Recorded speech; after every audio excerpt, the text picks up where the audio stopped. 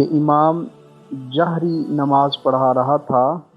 جہری نماز وہ ہوتی ہے جس میں امام بلند آواز سے قرات کرتا ہے، جیسے فجر، مغرب اور عشاء۔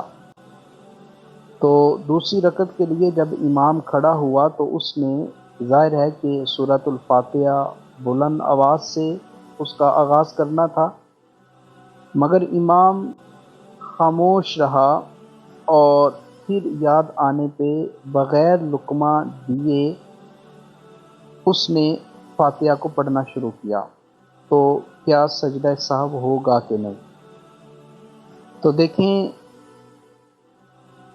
جہری نمازوں میں بلند آواز سے قرات کرنا واجب ہوتا ہے، لہٰذا اگر کوئی امام بھول کر چپ ہو گیا، خاموش ہو گیا، تو دیکھا جائے گا کہ وہ کتنی دیر خاموش رہا۔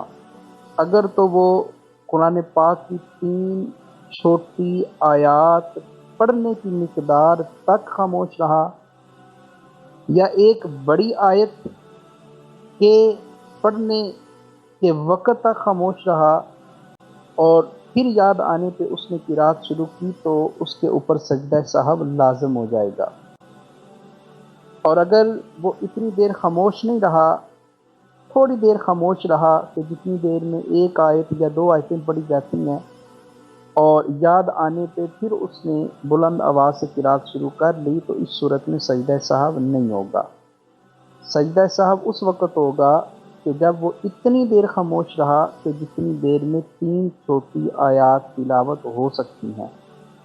تو اتنی دیر اگر امام خاموش رہا تو اس کے اوپر سجدہ سہو لازم ہو جاتا ہے، اور اگر امام سجدہ سہو کر لے تو نماز درست ہو جائے گی، اور اگر امام نے سجدہ سہو نہیں کیا اور وقت گزر گیا تو اب جو نماز ہے وہ کمی کے ساتھ درست ہو جائے گی۔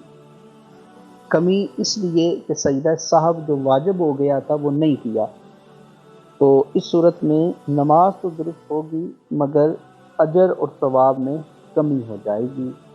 واللہ اعلم بالصواب۔